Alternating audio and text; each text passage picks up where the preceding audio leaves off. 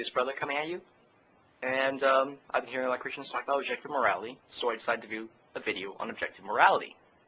So anyways, here's the thing.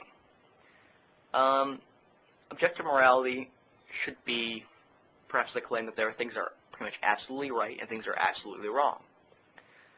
Now, my immediate contention is that there are things that there's nothing that's necessarily absolutely wrong, I think. Rape may be wrong, but in a certain scenario, it might be the most moral decision. And it's easily demonstrated with murder. So let's look at murder. Murder is pretty universally wrong. Now, here's the thing, though. Is there possibly a scenario where it isn't wrong? And if there is, wouldn't that falsify the objective morality? So here's a scenario. Let's just say you're working at a construction site, and you're helping building a train and buildings around a train. And there are two dugouts. The train goes through both. They're both paths. In one path, there's 5 workers. In the other path, there's 1 worker. They're indistinguishable. They're all relatively equivalent. You don't know any of them. They're all probably family men with, they're nice people. There's nothing different about them. They're all decent people. But there's a lot of talking, there's a lot of noise, and you're way too far away to actually speak to any of them or yell at them. And you see a train coming. And luckily, you have a lever right next to you. But you're way too far away to actually help them or yell at them to get the hell out. And the train is going at the 5 people. The 5 people are going to die if you do nothing. But if you press the lever, the 1 man will die. But if you don't press the lever, you're not murdering anyone. You're letting the train do what it's going to do. It's a complete accident. No one's going to accuse you of making the wrong decision because, you didn't want to murder anyone. You would be murdering that man. Now, if you do pull a switch, you're murdering 1 man, but you're saving 5 lives. What's the most moral decision? And I think that most people will say that it can go either way. And both are, in ways, moral decisions.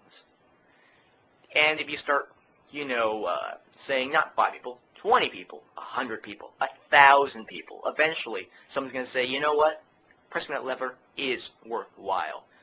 Because these Unitarian principles, what's best for society is best for the individual, which is Unitarianism basically, truncate the individual, the murder, because objective morality doesn't seem to be there. Things aren't always right. They're really just shades of gray. The reason why murder is wrong is there's a logical reason behind it. It's bad for us. If I murder someone else, their family and friends are likely to murder me back. And we get in a vindictive feud. It's bad for everyone. That's why we don't murder each other. We agreed as a society not to murder each other. It's part of social contract. Same with stealing, rape, etc., etc. It's part of social contract not to do that to each other. That's how we are able to live in society together. So there are logical reasons behind why we do what we do. So they can change, they can shift. Occasionally, it will happen to be that utilitarian reasons do not truncate the individual right. For instance, believe it or not, it would actually be more people would live and survive in our society if we did this. Let's just say that there is a state very powerful, very well portrayed, very, very good to its people, in a proposed system where if anyone's organs can be used by a certain amount of people, like maybe 5 people can have their lives saved by a certain person's organs, then the state is allowed to kill that person and use his organs to save those 5 other people. Now, obviously, this is bad for the individual, but for the society as a whole, it benefits extensively. Now, the first few objections are, of course, it's ridiculous to kill a 20-year-old for an 80-year-old just to live another year. That's understandable. If the state was good, it could organize a system through computers to find the best picks. And if someone's at a certain age, doesn't really get too much health care, less from other old people, try to find a relative age of exchanging organs. And of course, not all organs hate each other, but with advanced, technology, they will, or at least they will more often.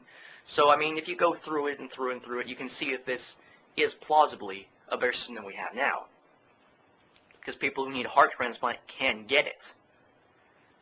but someone has to die in the process. I mean, don't get me wrong. Maybe it would work, but of course, as an individual, I wouldn't take it. I would not want that blood in my hands. And this is kind of why it shows that occasionally individual rights are truncated. So that's pretty much an interlude, and it has nothing really to do with objective morality. I'm just trying to demonstrate that utilitarian principles are truncated by individual rights occasionally, and occasionally individual rights are truncated by utilitarianism. So, anyways, another thing that Christians often ask is, how do we account for our morals, why we are moral creatures? I would look at altruism. I'd actually argue that most animals do have morality. If most animals do have a morality, not only would it, go to show, it would demonstrate that we probably evolved morals just like they did. For instance, if you look at rats, there was a psychological experiment that was used on rats, and it basically worked like this. There are rats in two cages. They could see each other, transparent wall, and when one rat pushed a button for food, the other rat would get shocked. So the rat could see it happening. And after a while, he put, cause and effect together and said, when I press this button, I shock him. And it hurts him. So after a while, he stopped eating because he didn't want to shock his buddy over there that he had no connection to. Interesting. I mean, they had no relationship, but they already had this brotherhood, this mutual respect for each other, and since they didn't want to hurt each other if they could possibly help it. Because it's bad for the species to hurt itself. I mean, when a rat or, any animal fights for dominance, that's so it can leave the pack, so it can get the most females, so it can stretch its genes. And there's logical reasons why when we fight, we fight. We do it for good reason. But this is meaningless. This is just hurting your friend for no apparent reason. So the rat actually was willing to starve itself from death. I mean, I'm kind of guessing, since ethically they couldn't have done that. They wouldn't let the rat just, starve itself to death. But it seemed as though he would have gone all the way. And this is interesting because we assume that these animals don't have any morality. But if rats have morality, I would imagine most animals do, in fact, have morality that are of greater brain capacity than that. And we obviously can see morality in, any animal with packs, For instance, monkeys show a great deal of morality, actually a level of society, too. Dolphins do, too. More intelligent animals seem to show morality with intelligence. So I'd argue it's just all altruism. We evolved morals just like we evolved everything else.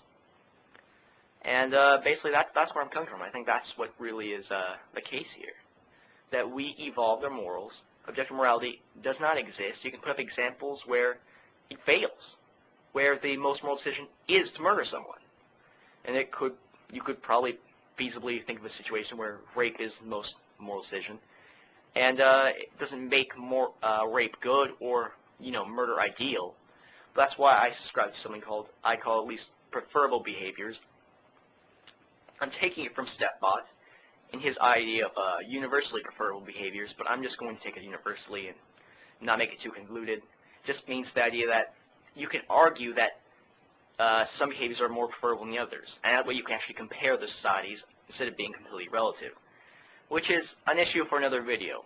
My point being is I don't think objective morality can exist because we can contradict it. So that's my video. Thank you very much.